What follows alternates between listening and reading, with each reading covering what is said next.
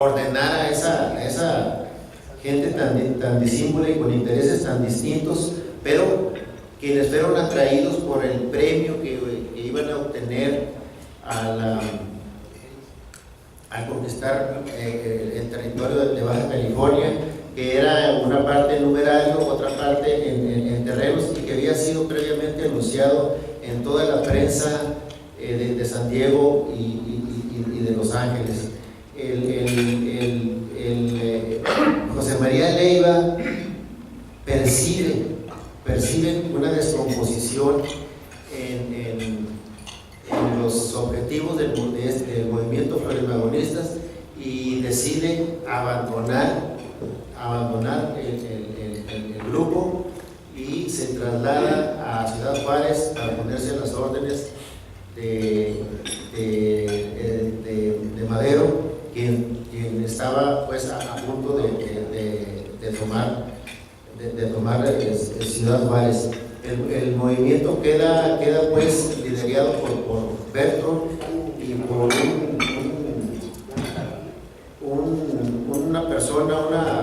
personaje que respondía al nombre de Stanley Williams. Berthold era sonorense de origen alemán y él, según varios historiadores, había tratado ya con Félix la modificación del movimiento flores-magonista para crear una república dual formada por los estados de Baja California y de Sonora. Finalmente, bueno, los sucesores de Leiva, que fueron Berthold y Stanley Williams, toman el mando, con tan mala suerte que muere el primero en una emboscada preparada por los nativos comandados por Alberto Rodríguez en Cachora, y el segundo en un enfrentamiento con el 8º Batallón que comandaba el coronel Miguel Mayor. Asume entonces el mando Jack Mosby. Jack Mosby era un desertor de la Marina de los Estados Unidos, antiguo filibustero en Cuba. La suerte no lo acompaña y cae herido por la guerrilla del tecatense Lerdo González al tratar de asaltar la carreta de correos que conducía el señor Faraón Sarabia. Mosby es trasladado a Tecate, California, y posteriormente a Calexico para ser atendido. Lo releva el general Sam Wood y como su jefe el galés Carl Applewhite Price, quien encabeza el ataque a Tijuana el 8 de mayo de 1911.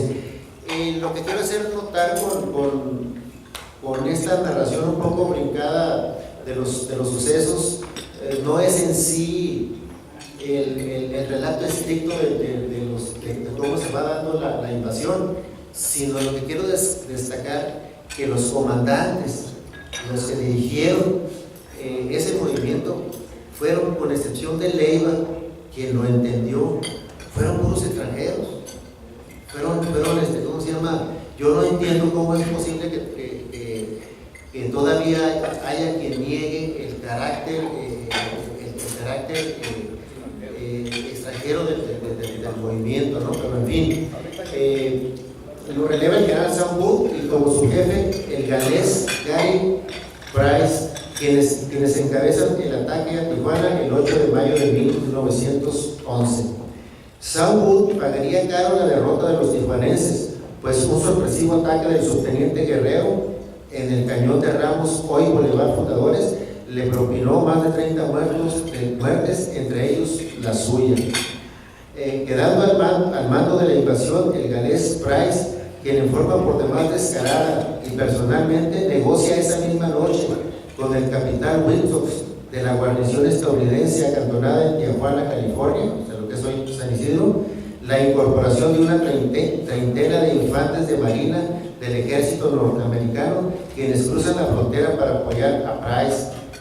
Tiempo después, Wilcox declararía tranquilamente pues, que él no pudo hacer nada para que desertara a sus soldados, que no podía evitar en una situación, pues como repito, por demás descarada. En mayo 31, Price huye con el botín recabado por la instalación de cantinas y casinos, y deja el camino libre para que su allegado Louis James asumiera el mando. Louis James toma el control y pacta con Férez un giro al movimiento socialista hacia la construcción de una nueva república de corte capitalista y pro-norteamericana, desde luego. El regreso de Mosby, repuesto ya de sus heridas y ya enviado ahora sí por Flores Magón a rescatar el movimiento, implicó la huida de Louis James y puso al descubierto la incierta vocación de los invasores, confirmando en la población que no se trataba más que de un grupo de aventureros dispuestos a vender sus conquistas al mejor postor. William McCormick, conductor del tren de San Diego, Arizona, apoya prestando el tren a los invasores para trasladarse a la estación García y hacerle frente al 8º Batallón de Infantería, que ya reorganizado y al mando de Mayor y de Celso Vega, avanzaba para rescatar a la ciudad de Tijuana, al poblado de Tijuana, por órdenes expresas de Madero, que ya se había posicionado con la toma de Ciudad Juárez como dirigente nacional. Finalmente, Mosby es superado por la gesta heroica que nos va a narrar un poquito más adelante el licenciado Rivera. Negocia la rendición con Wilcox para no caer en manos de Vega, y se entrega a los militares norteamericanos.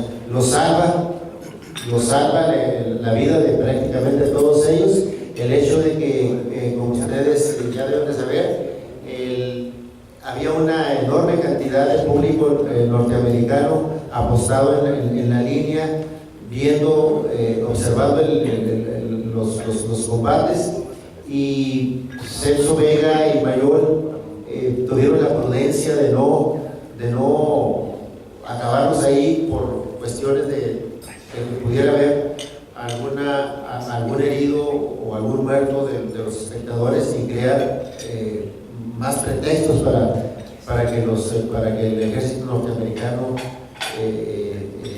invadiera ahora sí formalmente a nuestra ciudad.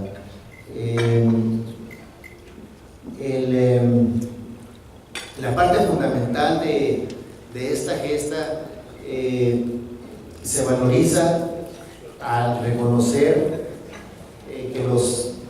que nuestros antecesores sabían de antemano que no tenían ninguna posibilidad de vencer a estos enemigos, tanto por el número de elementos que había para la defensa de Tijuana, que eran poco menos de 70, y que no tenían preparación militar en su gran mayoría, que no tenían un armamento adecuado para hacerles frente, y sin embargo decidieron hacerles frente, decidieron sacrificar su vida para que nosotros continuáramos siendo mexicanos. Y no me queda la menor duda de que con esa gesta nos heredaron pues el espíritu que ha hecho que Tijuana haya podido hacer frente, que los tijuanenses hayamos hecho frente durante toda nuestros 126 años a toda una serie de problemáticas que hemos abatido en su momento, y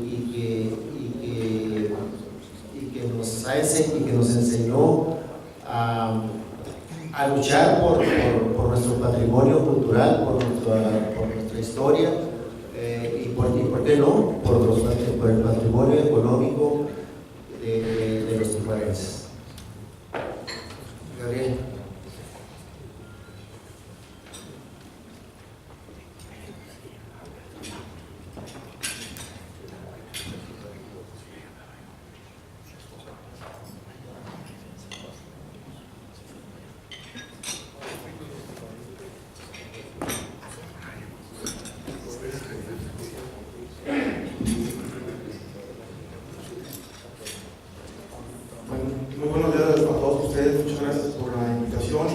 siguiendo la narrativa que señalaba Mario Córdoba,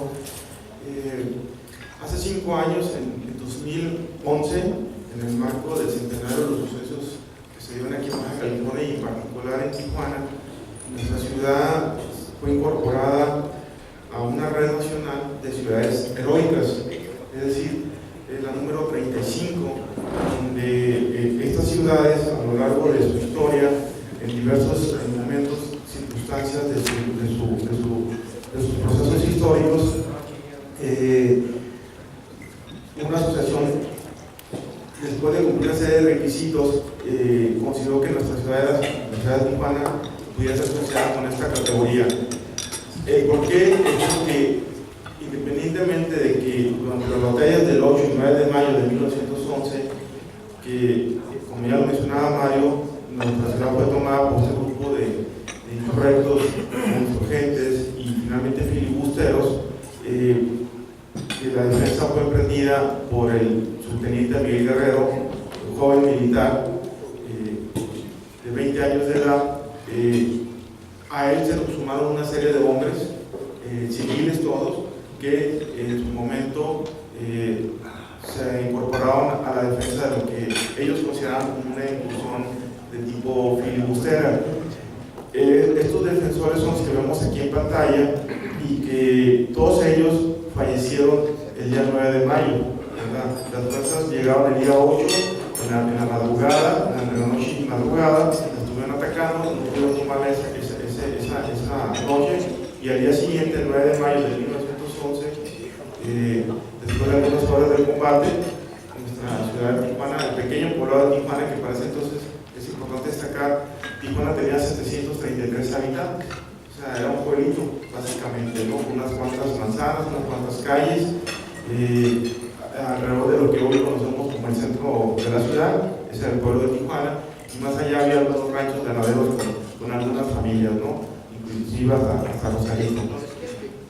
El contexto histórico que tuvieron los tijuanenses de esa época, se trataba pues, de una incursión extranjera con el objetivo de tomar nuestra población para incorporarla a los Estados Unidos.